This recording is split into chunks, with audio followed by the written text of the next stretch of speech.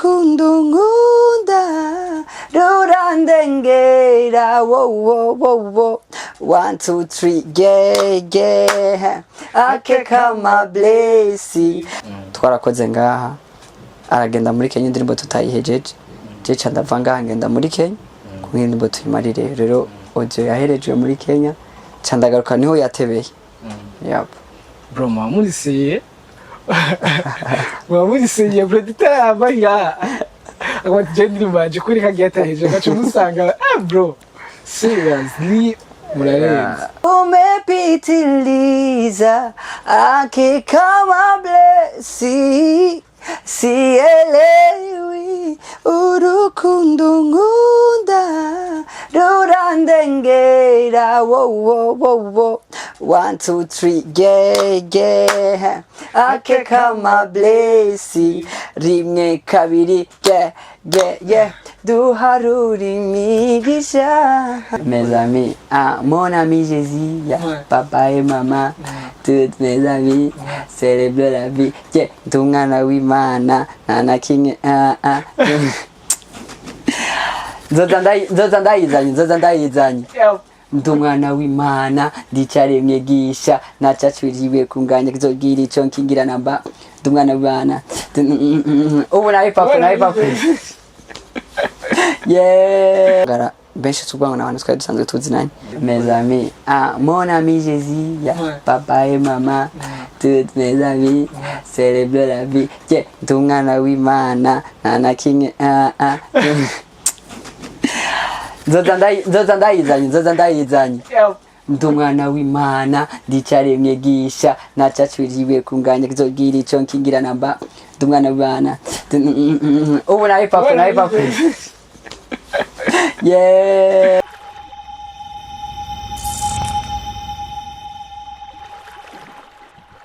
hello everybody, what's popping out there?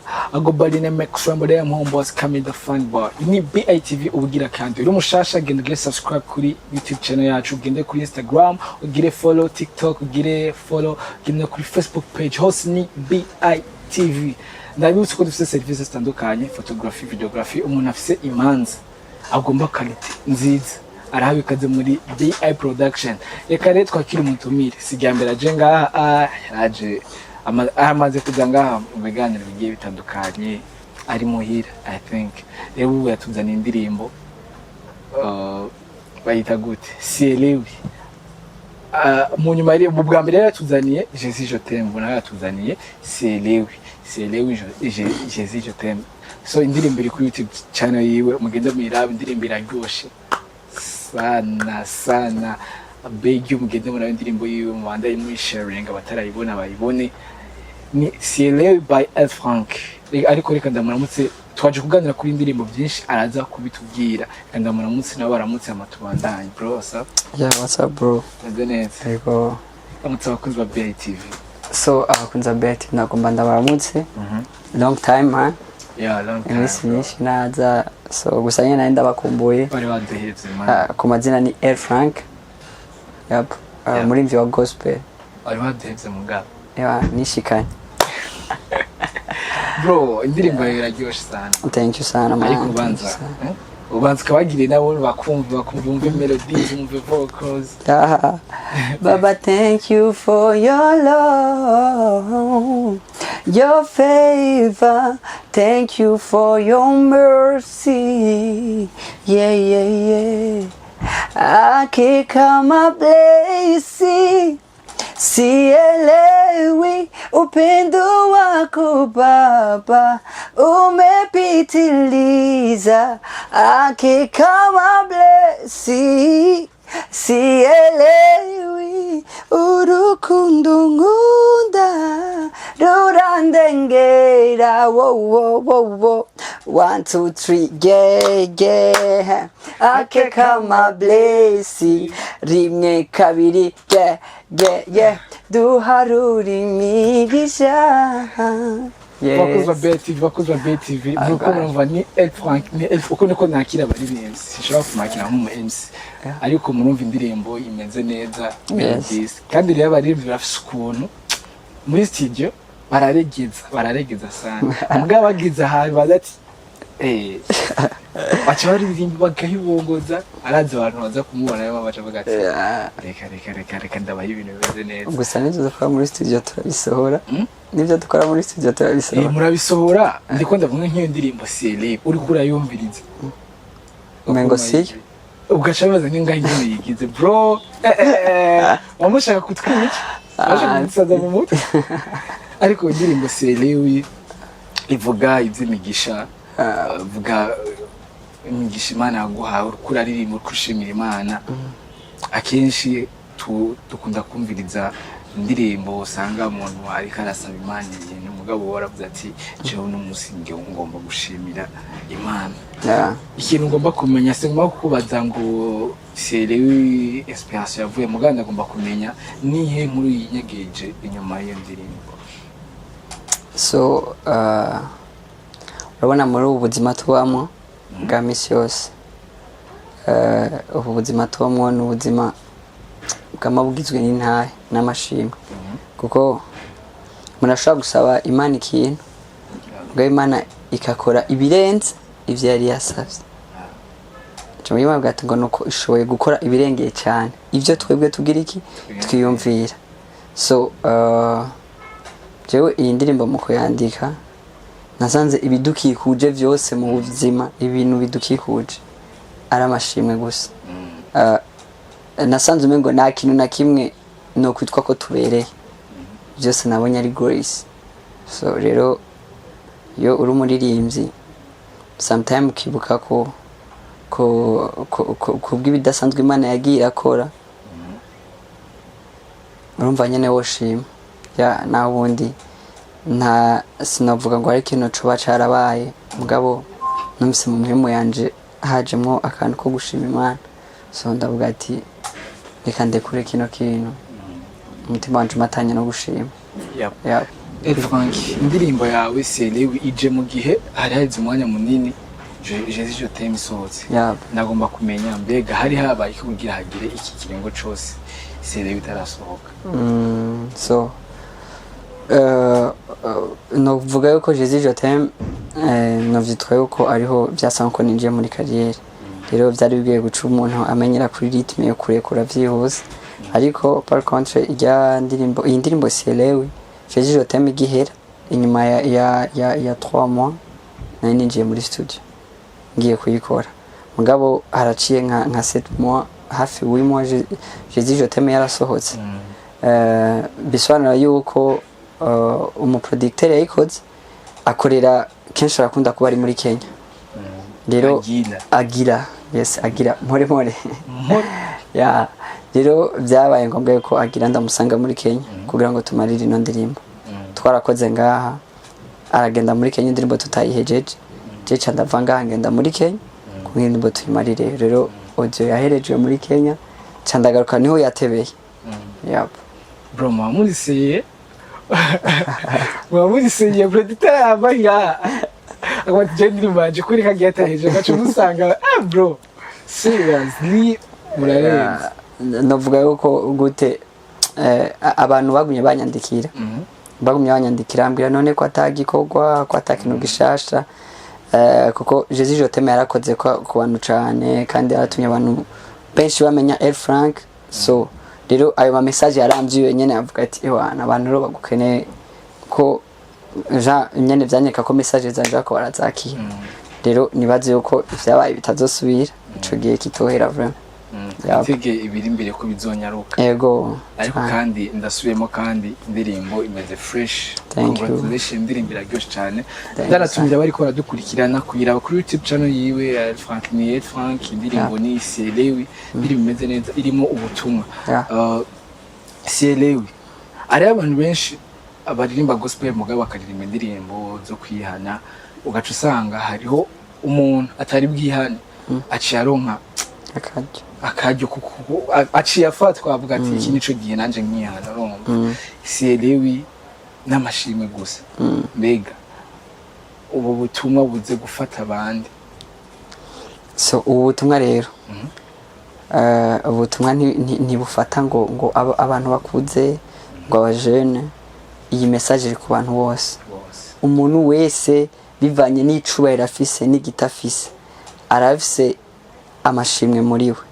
So rero ibije naririmbye amashimwe turayamana bro man, uzi yuko uvyutse morning ushobora gusanga ari abandi batavyutse bahezeyo kandi turiko dukoresha amatelefone tubona message nakayapfuye ibiki yapfuye. So kuba rero nyimba aha muri kacuba muba kujya kabiri uvuye kujya kabiri ukabona urageze kujya gatatu bro, ubwo n'ubuntu budasanzwe. Hari abantu amaguru atari karatambuka. Rero indirimbo ikora ku bantu bose, nta muntu umwe adafise ikintu yoshimira Imana kiretse adafise umutima wo gushima, ariko umuntu wese afise ikintu yoshimira Imana. Hari abantu usanga mu ngo zabo canke mu buzima bwabo nyine bwa misi yose babayeho mugasanga nta kintu na kimwe nubwo umubwira ati none ko wabyutse ntushobora kwishimira Imana, abo waba ubona umenga hari ibintu Imana yasabye Imana yarasize kumwishura, agasanga umuntu yamari mu marira. Urumva rya jambo bavuga Bibiri ivuga ngo dushime mu byiza no mu bibi, ugasanga ntari karashima mu byiza no mu bibi. Urumva we agomba kubibonera ivyiza gusa, mugabo ugasanga hari abantu batariko barabona ivyiza nk'ivyo yaje kutubwira. Rero ugasanga gushimira Imana kuri ivyo bike basabona bikanga, kubera we aba yiteze ibirenze ivyo. Nabo babwira iki?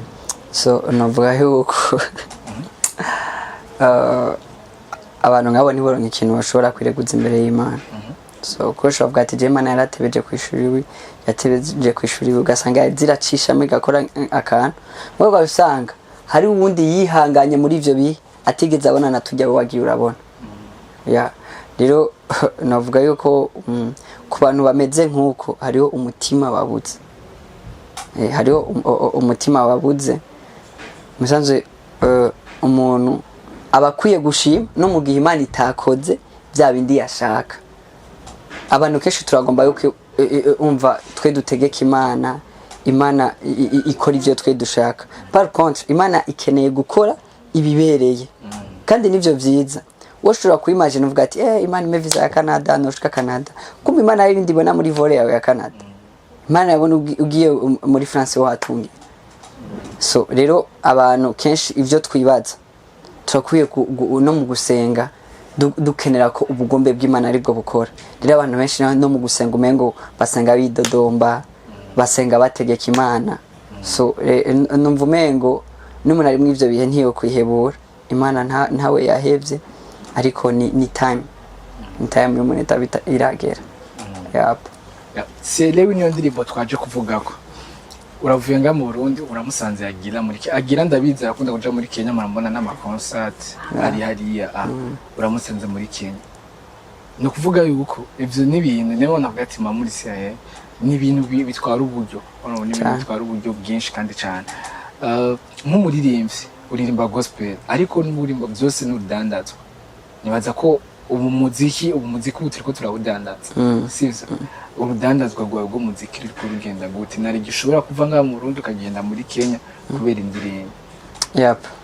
Je navuga yuko the first kuririmba kwanje ni ngabire ndimwe vraiment. So rero numva yo mengo nokora igishoboka cyose kugira ngo ndayishire hanze, kandi ngabire yanje imatanye no kuvugira Kristo. Rero hari abantu bakorera Imana mu buryo butandukanye. Rero je ndumva umengo mwino ngabire yanje no yishuramwe imitahe kugira ngo ibintu vyanje bishike kure. Murambona ama message abantu banyandikira twafashijwe twagize iki. So rero iyo ndiko ndabona ibintu nk'ivyo babona umengo nanje ndafite ico ndiko ndakora mu bwami. Rero abandi bavuga ubutumwa, abandi bagira iki, mwebwe je nabonye umengo no bikora nyene nka message igashika kure. So rero jewe navuga yuko chance nagiriwe, indirimbo ya mbere Jésus je t'aime yarampuje n'abantu benshi, kandi abantu benshi ibice byinshi kwijana baraba diaspora. So baraba diaspora naragiye kandi aba diaspora muri mwubawe bariko barafasha ubutumwa bwiza granga bugere kure. Imana ishimwe cyane. So navuga yuko barimo mu bantu bafisemo uruhara, abantu bafisemo uruhara, kandi wona tangara benshi tubwana n'abantu twari dusanzwe tuzinanye, n'abantu bakoze ama challenge TikTok, abantu baje banyandikira Instagram, bumva bo contribute abantu babikora igihe cyose ngabo ico gihe barakoze ivyatumye shobora gushikayo kandi na serewe igasohoka so rero uwo mutima mwiza w'Imana okay indirimbo yitwa Selewi iri mu rurimi rw'igiswahili ngaha mu Burundi abantu benshi bumva canke batawura igiswahili cyane usanga abantu bo muri kote y'abameze nyuma ubuyenzi bazimuyenze yama abantu benshi bumva igiswahili cyangwa ugasanga n'abari abantu ugasanga ntibaramenya Imana Selewi kuri iki wahisemo kuyishira mu rurimi rw'igiswahili iyo titre so burya indirimbo yiherera hano sinzi ko Selewi ari kuzamo cyangwa ico giswahili naramaze umwanya muto atari na munini muri Kenya Igiswahili cyabo carandyoheye tellement kandi nagiye ndahura n'abantu benshi so rero ndafise jewe umurimbyi nkunda kuraba Israel mbonye ndamwigira ko sana byatari umujama indirimbo arekura ziri mu Kinyarwanda gusa zari zikunzwe kandi n'abantu b'Abakenya b'Abaganda barazirimba bakagerageza kurimba Ikinyarwanda naho batobitahura bakumva ko ari proud yavyo mugabo rero kuvatangwe kurimbira igiswahili ewa n'amaviews yaciye ajabuka kuri level iteye ubwoba kandi wumve nuba ari kari kuri indirimbo z'igiswahili gusa ariko uravyumva so rero iyo misi namaze niho haciyaza muri mind amugati none why not kubera iki tutovanga indimi kugira ngo nabari ngaha bashikirwe ibaze naratangaye kuri Jezijo Temple warabonye abantu bandika amadrapo y'ibihugu bitumva kijya kirundi naririmbye mugabo why none tutorimba nabo utujambo bumvamo agatuma atabitahura byose me akagerageza kumva message y'umuntu yashatse kuvuga rero camvuga ati reka mvange bivanye naho narindi kirundi sinakivuga naje ahindutse bisanzwe ijya titre yagiye kubonekera muri Kenya ngaha mu Burundi n'umwari bwayitora oya Selewi ntitwari bwayitore kwe ntitwari bwayitore kabisa kandi urumva n'utujambo tw'ibiswahili umve ngo umepitiliza nakajambo katamenyerewe no mu buyenzi no mu giswahili cyo ngaha abantu benshi barabimbaza vyatari rero urumva hayo tuntu tumwe nyene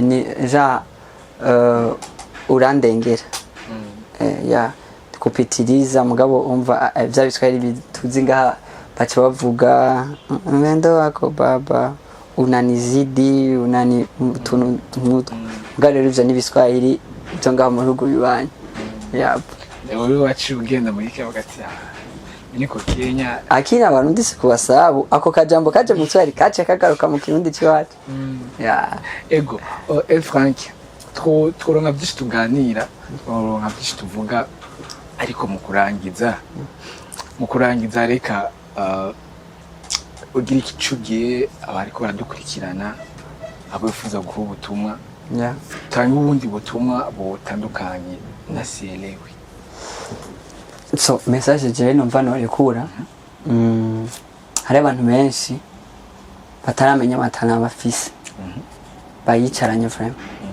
rero gukorera Imana ushobora gukorera Imana mu buryo butandukanye mugabo akaba yose umuntu amwegereye asetana ifise inyungu ku bwa Kristo ukaba ufise amafaranga yamutema ariko uravyumva igihe azoba arika anyimba rumvuga utumwe igihe azoba arika aravuga ubutumwa abantu bakaza ku mwami wewe nawe hari ama pourcentage y'abo bantu bawazokuza ko nk'uwabivye nk'uwa contribute mu ico gikoko so rero mu gihe utaritora raba bitoye ubatemo ico kintu numva novuga umuntu ntihagire umuntu yumva umengo ntafise icari karakora ntihagire umuntu yumva muri umengo ntafise icari karamarira abandi so urashobora contribute mu ngabire z'abandi abariko barakora nawe ugashiramwo kugira ngo abantu bashikirwe abantu bagere kure message igere kure ibintu nk'ivyo ukabikora mu buryo butandukanye rero umuntu wese ahari ntube wumva umengo nturi kurakorera Imana nico ndiko ndumva umuntu wese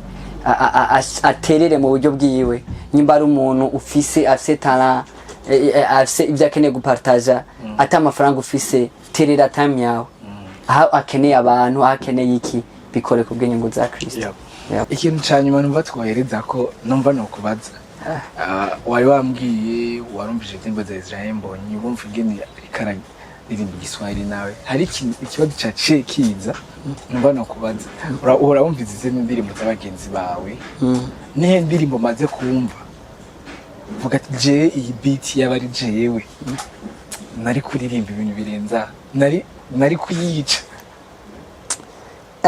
akabazo nako gakaze